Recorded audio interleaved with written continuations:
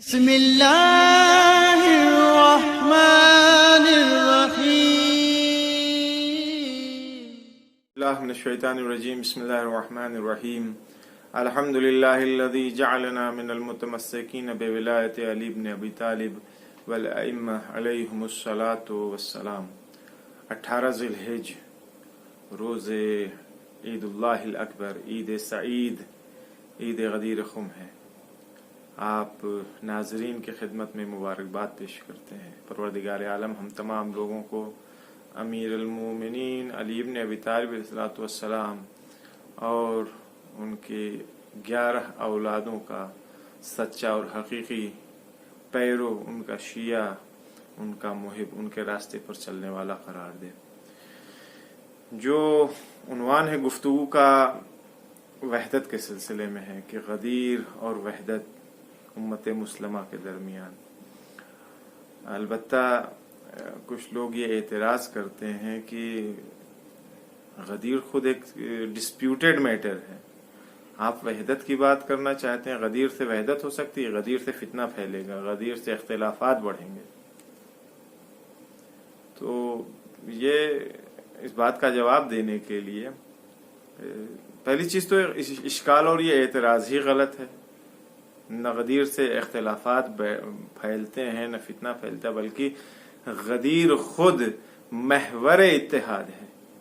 غدیر وہ جگہ ہے جہاں پیغمبر اسلام نے 1,20,000 کم سے کم لوگوں کو اکٹھا کیا۔ صرف ایک جگہ ہے، ایک شہر، ایک قبیلے، ایک قریے کے نہیں تھے، مختلف جگہوں کے، مختلف شہروں کے، مختلف علاقوں کے لوگ تھے، مختلف کلچر اور فرہنگ کے افراد تھے جن کو پیغمبر اسلام نے ایک جگہ اکٹھا کیا تھا۔ تو وحدت ظاہری اعتبار سے اتحاد تھا یا نہیں تھا؟ پیغمبر اسلام صلی اللہ علیہ وآلہ وسلم یہ غدیر جو اعلان ہوا ہے، جو ایک جملے کے لیے اتنا سارا انتظام پیغمبر اسلام نے کیا تھا، پیغمبر اسلام کے ذہن میں بھی اتحاد تھا، وحدت تھی۔ آج دیکھیے ایک بہت ملموس سی بات ہے، اپنی بات کو شروع کرنے کے لیے مجبوراً 1-2 مقدمے مجھے استعمال کرنے پڑیں گے۔ ہم جیسے متہم ہیں دوسرے افراد یعنی غیر شیعہ، جب شیعہ کو دیکھتے ہیں تو سوچتے ہیں کہ ارے یہ لوگ تو جیسے مورتی پوجا ہوتی ہے اسی طرح یہ لوگ قبر پرست ہیں، قبروں کی عبادت کرتے ہیں، قبروں کو پوجتے ہیں، یہ ان کا قرآن دوسرا ہے، یہ عقیدے ان کے صحیح نہیں ہیں، ان کی توحید صحیح نہیں ہے، ان کا فلاں عقیدہ صحیح نہیں۔ لیکن ہم بھی جب بعنوان شیعہ، ہم جب دوسرے غیر شیعہ کو دیکھتے ہیں، اوہو ان کی توحید تو بالکل صحیح نہیں ہے، یہ تو وہی ہیں جو خدا کے لیے جسم کے قائل ہیں، یہ وہی ہیں جنہوں نے پیغمبر اسلام کے لیے یہ کہا، ان کا نظریہ یہ۔ ہمارے یہاں بھی 2, 4, 10, 20, 25, 50 افراد ایسے ہوتے ہیں جن کے یہاں اس طرح کے نظریے پائے جائیں، اس طرف بھی ہوتے ہیں۔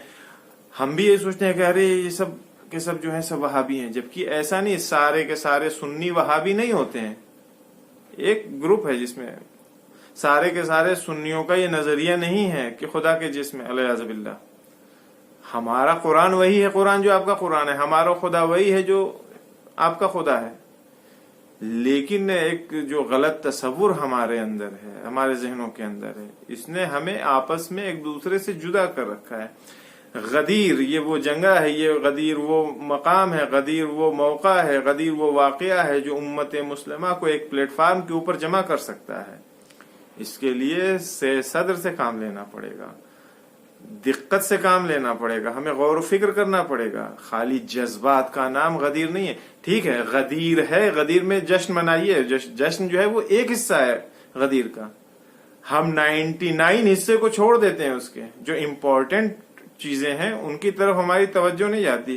جشن منانے کے لیے اعتراض بالکل، بے انتہا جشن منائیے، خوب خوش ہوئیے، جو کچھ اعمال انجام دیجیے، ساری چیزیں، لیکن معرفت غدیر، جب غدیر کو غدیر کے عنوان سے پہچانیے گا، مولائے غدیر کو مولائے غدیر کے عنوان سے جب پہچانیے گا، دیکھیے فضیلتیں اپنی جگہ ہیں، مقامات منزلت اپنی جگہ ہے۔ امیر المومنین مولا تھے، امام تھے، ولی تھے، ولایت تھی ان کے پاس، لیکن ایک چیز ہوتی ہے تھیوری، ایک چیز ہوتی ہے پریکٹیکل۔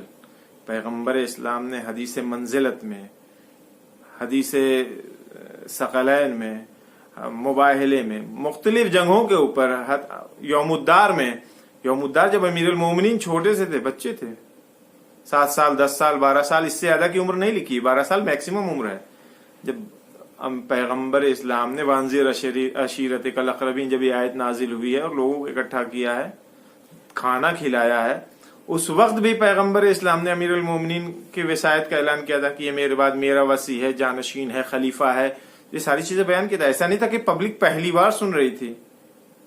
मुख्तलिफ मकामात पर हदीस मंजिलत, या अली अंत मिन्नी बिमंजिलत हारून मिन मूसा इल्ला इन्नहु ला नबी बादी, मेरे बाद कोई नबी नहीं होगा सिर्फ इस फर्क के साथ, तुम्हारी मंजिलत मुझसे वही है जो मूसा को हारून से थी। अमीर अल-मोमिनीन की विलायत का, खिलाफत का, विसायत का ऐलान पैगंबर इस्लाम ने बारहा किया। पब्लिक को मालूम था, आज गदीर में कोई नया ऐलान नहीं करना था। मैंने अर्ज किया था, एक चीज होती है थ्योरी, एक चीज होती है प्रैक्टिकल। पैगंबर इस्लाम ने अपनी पूरी जिंदगी में, अपनी पूरी रिसालत की जिंदगी में इस थ्योरी को बार बार लोगों के सामने पेश किया, बार बार थ्योरी पेश किया कि ये वसी है, ये खलीफा है, ये हमारा वली है, हमारे बाद तुम तमाम लोगों का रहबर और सरदार और इमाम है।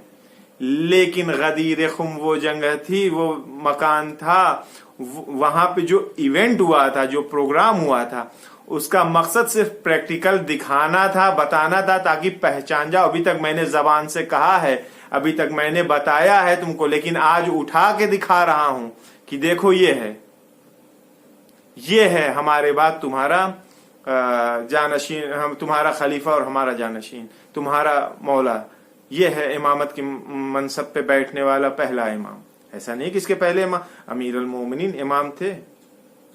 लेकिन अब जो ये इतराज करते हैं कि साहब फितना परवरी होगी और इत्तेहाद जो हमारे मुसलमानों के दरमियान ऐसे इत्तेहाद नहीं है, आप इस तरह की गुफ्तगू करेंगे, गदीर को मतरा करेंगे, इसको इतना ज्यादा हाईलाइट करेंगे तो ये इख्तिलाफात और बढ़ेंगे। नहीं बिरादर अजीजों, बिल्कुल भी नहीं।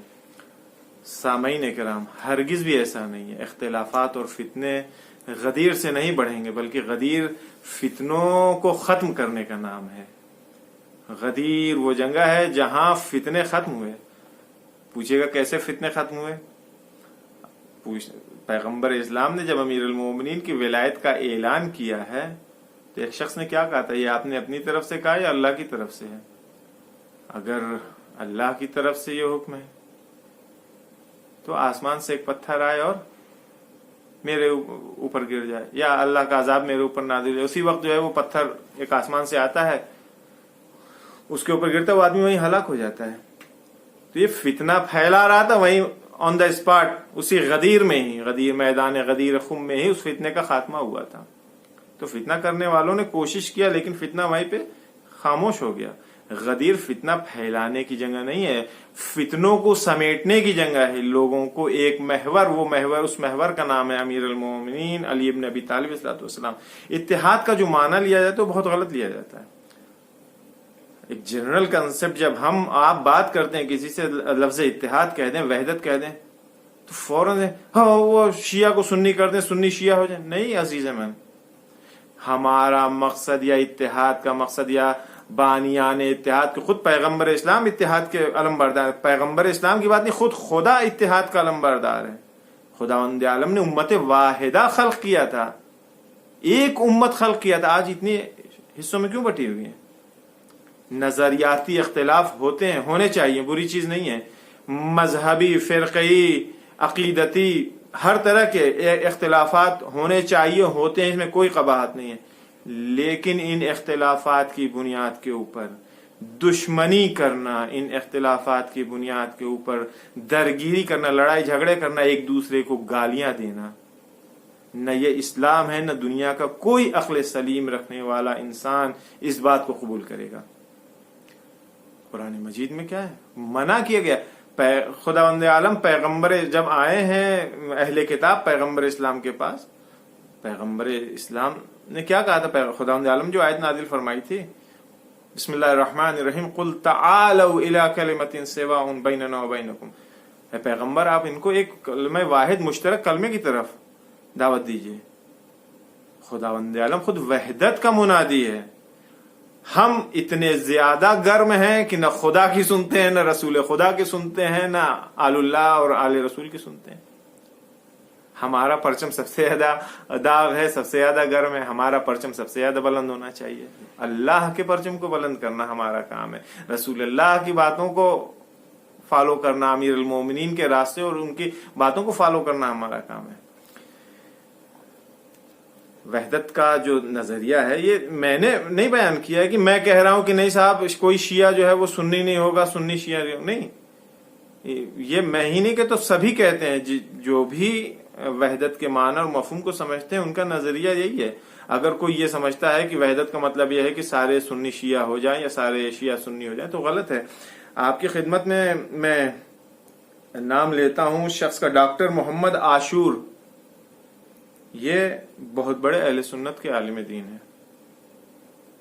انہوں نے اس بات کو لکھا ہے کہ تقریب مذاہب وحدت مسلمین کا جو لوگ مانا کرتے ہیں کہ ایک ہو جائیں سب لوگ، کہ یہ ہرگز یہ معنی نہیں ہے وحدت کا کہ سارے مذہب سمیٹ کر کے ایک مذہب بنا دیا جائے. وضو کرنے کے احکامات مختلف ہیں، سارے احکامات کو اکٹھا کر کے وضو کرنے کا ایک نیا طریقہ ایجاد کر دیا جائے. نہیں، اذان میں ایک کہتا ہے حی علی خیر العمل، ایک کہتا ہے الصلاۃ خیر من النوم. ہم انہیں ملا کر کے ایک نئی اذان کریٹ کر دیں کہ صاحب یہ نیا مذہب ہے، آ کر کے آپ اس کے اوپر عمل کیجیے. ایسا کوئی مقصد نہیں ہے. ایسا کوئی وحدت کا مطلب یہ ہے، وحدت کا مطلب ہی یہ ہے کہ آپ اپنے دین پر، ہم اپنے دین کے اوپر جو مشترک چیزیں ہیں. سیاسی غدیر کیا ہے؟ غدیر میں احکام نہیں بیان کیے جا رہے تھے کہ نماز ایسے پڑھنی ہے، غسل ایسے کرنا ہے، روزہ ایسے رکھنا ہے، حج ایسے کرنا ہے. سب کچھ ختم ہو چکا تھا. غدیر ایک سیاسی پلیٹ فارم تھا. اس سیاسی پلیٹ فارم کے اوپر پیغمبر اسلام نے سب کو متحد کیا تھا اور دعوت دیا تھا. آپ کی خدمت میں اس بات کو عرض کر رہا ہوں کہ پیغمبر اسلام جب اراکین حج انجام دے رہے تھے ان کے ذہن میں یہ بات تھی، معلوم تھا انہیں کیا کرنا ہے. انہیں یہ معلوم تھا، پروردگار عالم کی طرف سے انہیں حکم ہو چکا تھا اس کام کے لیے. لہذا پیغمبر اسلام جب مینا میں تھے، مینا میں ایک مسجد ہے، مسجد خیف، خدا نصیب فرمائے آپ لوگوں کو. حج اور عمرے پہ جائیے، وہاں جا کے زیارت کیجیے اور اس مسجد میں 2 رکعت نماز پڑھیے، بڑا ثواب ہے. مسجد خیف میں پیغمبر اسلام نے خطبہ دیا ہے، مینا میں پیغمبر اسلام نے خطبہ دیا ہے. بہت ساری باتیں پیغمبر نے، اس میں ایک خاص پیغمبر اسلام جس چیز کی طرف متوجہ تھے اور لوگوں کو آگاہ کر رہے تھے، وحدت تھی، آپس میں اتحاد تھا. اس کی طرف بار بار تاکید کرے. آپ خطبہ اٹھا کر کے دیکھیے پیغمبر اسلام کا مینا میں کیا خطبہ دیا انہوں نے. وقت نہیں، میں اس خطبے کو نہیں بیان کر سکتا. خطبہ خیف، مسجد خیف میں جو پیغمبر اسلام نے خطبہ دیا آپ اسے دیکھیے. پیغمبر اسلام نے وحدت کی طرف، دوسری چیزوں کی طرف اشارہ کیا، اس کے بعد سے پلٹ کر کے آتے ہیں. بار بار وحدت کی طرف لوگوں کو دعوت دے رہے ہیں، اختلافات کو ختم کرنے کے لیے کہہ رہے ہیں، آپس میں متحد رہنے کے لیے کہہ رہے ہیں دشمن کے مقابل میں. غدیر وہ سیاسی پلیٹ فارم ہے جہاں پہ ہمیں متحد ہونا چاہیے، متحد ہونا پڑے گا. اگر ہم متحد نہیں ہو، کیوں متحد؟ دیکھیے کسی بھی چیز کو متحد کرنے کے لیے ایک محور، ایک سینٹر ہوتا ہے. امیر المومنین علی ابن ابی طالب علیہ السلام اس سینٹر، اس محور کا نام تھا جس کے ارد گرد چاروں طرف پیغمبر اسلام نے کم سے کم 1,20,000 لوگوں کو اکٹھا کیا تھا صرف ایک جملے کے لیے. جبکہ بارہا اس جملے کو پہلے بھی مختلف الفاظ میں دوسرے معنی میں بیان کر چکے تھے. دیکھیں تو یہ ڈاکٹر محمد عاشور کہتے ہیں کہ یہ غلط بات ہے کہ اگر کوئی یہ سمجھتا ہے کہ سارے مذہب کو اکٹھا کر کے ایک مذہب بنا دیا جائے. نہیں، اختلاف ہے، فتنے ہیں. یہ بھی آپ کو معلوم ہے اختلاف اور فتنہ یہ دونوں بری چیز ہے. لیکن اگر کوئی جگہ ایسی آ جائے جہاں پر اختلاف، ٹھیک ہے اختلاف فتنہ غلط ہے، بری ہے، نہیں اختلاف پھیلانا چاہیے، فتنہ نہیں برپا کرنا چاہیے. لیکن اگر کہیں خدا نخواستہ اسلام کے اوپر حرف آ رہا ہو، ہماری بیس، ہماری بنیاد، ہمارا پلر متزلزل ہو رہا ہو مذہبی عقیدتی، تو صورت میں کیا ہم چپ ہو کر بیٹھ رہیں گے؟ نہیں تھا. فتنہ حرام ہے، اختلافات کرنا حرام ہے، نہیں، وہاں ضرورت ہے بیان کرنے کی، بولنے کی ضرورت ہے. آئیے اور اس فتنے کا مقابلہ کیجئے. یہ خود ایک فتنے میں فتنہ ہے یہ. لہذا اسلام کو قربان کر کے فتنے سے بچنا یہ بھی صحیح نہیں ہے کہ ہم اسلام قربان ہو جائے، ہاں صاحب بیٹھے ہیں، فتنہ نہیں ہونا چاہیے. اسلام نابود ہو جائے، نہیں صاحب وہ اختلافات نہیں بڑھنے چاہیے، یہ بھی صحیح نہیں ہے، غلط ہے یہ چیز. امیر المومنین علی ابن ابی طالب علیہ السلام 20-25 سال گوشہ نشینی کی زندگی، خانہ نشینی کی زندگی انہوں نے گزاری ہے، لیکن جب 25 سال کے بعد جب امیر المومنین کے دروازے کے اوپر لوگ اکٹھا ہوئے ہیں اور ظاہری اعتبار سے تخت خلافت امیر المومنین کے ہاتھوں میں آیا ہے، امام کا کام کیا تھا؟ امام ایک منصب ہے، معنوی اعتبار سے بات نہیں کر رہا، معنوی جو ہے وہ ہے چاہے ایک آدمی مانے یا نہ مانے، پوری دنیا مخالف ہو جائے، امام اپنی جگہ امام ہے معنوی اعتبار سے، ظاہری اعتبار سے بات کر رہا ہوں۔ جب امام کو منصب امامت ملا ہے، امام منصب خلافت پر یعنی اس کرسی خلافت پر بیٹھے ہیں، تو امام کا وظیفہ کیا تھا؟ امام جو کہ حاکم ہے، رئیس ہے، مدیر ہے سماج کا، جامع کا، تو اس کی اصلاح بھی اسی کی ذمہ داری ہے۔ اس 25 سال میں جتنی برائیاں، جتنی بدعتیں اس سماج میں ایجاد ہو چکی تھیں، اب امام کا کام یہ ہے کہ ان برائیوں کو، ان بدعتوں کو، ان خرابیوں کو دور کرے اس سماج سے، اور لوگوں کو واپس سنت رسول اللہ کی طرف، سنت پیغمبر اسلام کی طرف پلٹائے لوگوں کو۔ امیر المومنین نہیں جانتے تھے کہ حکومت ان کے ہاتھ میں آئی ہے اور اس کے فوراً بعد فتنہ ہونے والا ہے۔ پیغمبر اسلام نے غدیر میں ہی کہا تھا کہ یا علی میرے بعد فتنہ ہے، فتنہ آنے والا ہے، ہوشیار رہنا فتنے سے، بار بار تاکید کیا تھا۔ امیر المومنین کو معلوم تھا اگر امیر المومنین علیہ الصلوۃ والسلام صرف 3 کیس ایسے تھے جہاں پہ 3 لوگ ایسے تھے جن کو امیر المومنین علی بن ابی طالب علیہ الصلوۃ والسلام ذرا ان کے ساتھ ایڈجسٹ کر لیتے تو شاید آج عالم اسلام میں اتنے اختلافات نہیں ہوتے۔ میں نے ایک بات کہی تھی نا کہ اسلام اگر قربان ہو رہا ہے تو یہ نظریہ ٹھیک نہیں ہے کہ ہاں قربان ہو جائے صاحب، ہم اختلاف نہیں پھیلائیں گے، نہیں، وہاں بولنا ضروری ہے۔ وہ 3 کون تھے؟ طلحہ، زبیر اور معاویہ بن ابی سفیان۔ اگر امیر المومنین طلحہ اور زبیر کو 2 جنگوں کی گورنری دے دیتے تو جنگ جمل ہوتی، جنگ نہروان ہوتی۔ معاویہ کو اگر اس کی حکومت پر باقی رہنے دیتے، اس کو اصل نہیں کرتے، تو کیا کیا نام ہے اس کا، جنگ ہوتی معاویہ کے ساتھ؟ ہرگز نہیں، کبھی بھی یہ جنگ نہیں ہوتی۔ تو امیر المومنین نے نہ معاویہ کے ساتھ ایڈجسٹ کیا، نہ طلحہ اور زبیر کے ساتھ ایڈجسٹ، نہ جنگ صفین پیش آتی، نہ جنگ نہروان پیش آتی، نہ جنگ جمل پیش آتی اگر ان لوگوں کے ساتھ ایڈجسٹ کر لیتے۔ امیر ایڈجسٹ نہیں کیا، ضرورت تھی، ہمارا ظاہری اعتبار سے نقصان ہو رہا، ہو جائے، ہزاروں لوگوں کا خون بہا، قتل کیے گئے بہت سارے لوگ، لیکن اسلام باقی رہے، بنیاد باقی رہے، بیس باقی رہے۔ یہ چیزیں اس وقت ہوتی جب ہم غور و فکر کرتے ہیں کسی چیز کے اوپر۔ جذبات ہر چیز کا علاج نہیں ہے کہ ہم نے دیکھ لیا یہ ہمارے مسلک کا نہیں ہے، یہ ہمارے مکتب کا نہیں ہے، اس کی فکر ہماری فکر نہیں، بس چلو شروع ہو جاؤ اس کو گالیاں دینا، نہیں۔ حسن اسلام اور امیر المومنین کے پیروکار، ان کے لیے تو یوں بھی یہ ساری چیزیں صحیح نہیں ہیں کہ وہ کسی کو گالیاں دیں، کسی کو برا بھلا کہیں۔ امیر المومنین علیہ الصلوۃ والسلام خود بارہا انہوں نے ان چیزوں سے استناد کیا، خود غدیر سے، اپنے یہی غدیر کے معاملے کو استناد کیا کہ بھائی شورا کے زمانے میں، اس کے بعد مختلف مقامات پر امیر المومنین نے غدیر کی اس پورے واقعے کو دہرایا ہے لوگوں کے سامنے۔ حق غصب ہو رہا تھا، امیر المومنین نے کیسے وحدت برقرار رکھی جامع کی؟ حق غصب ہو رہا تھا، امام کو ان کا حق نہیں دیا جا رہا تھا، لیکن امام نے کیا کیا؟ تلوار نکالی، جنگ کیا نہیں، صبر کیا، صبر کے ساتھ ظلم اور سختیاں اور پریشانیاں ساری چیزیں برداشت کیا امیر المومنین نے، تاکہ امت منتشر نہ ہونے پائے، اسلام کا شیرازہ بھی کرنے نہ پائے، برداشت کیا تھا۔ جب ان کے ہاتھ میں پاور آیا تو پھر جیسے مصلحت سمجھی ویسے انہوں نے انجام دیا اس کام کو۔ پبلک ساتھ نہیں تھی، اگر پبلک ساتھ رہتی، جب پبلک ساتھ آئی تو حکومت ساتھ میں آئی، جب تک پبلک ساتھ میں نہیں تھی تب تک ظاہری اعتبار سے حکومت بھی ان کے پاس نہیں تھی، یعنی وہ سیاسی اعتبار سے پبلک، جس کو کہیے اتحاد نہیں تھا۔ ورنہ امام تھے، وہ پہلے بھی تھے، چاہے وہ خلافت ملی ظاہری اعتبار سے یا نہیں ملی، امام اس وقت بھی تھے، امام بعد میں بھی تھے، لیکن پبلک کا ساتھ ہونا بہت اہم رول ہوتا ہے۔ امام اگر چاہتا ہے کہ سماج میں، جامع میں، معاشرے میں اصلاح کرے، تو اس کے لیے پبلک کا سپورٹ ضروری ہے. ورنہ یہ معنوی اعتبار سے خداوند عالم، دیکھیے یہ پروردگار عالم کا دیا ہوا یہ پوسٹ ہے، یہ منصب پروردگار عالم کی دی ہوئی ہے. پروردگار عالم کی دی ہوئی پوسٹ میں کوئی اختلاف نہیں ہے.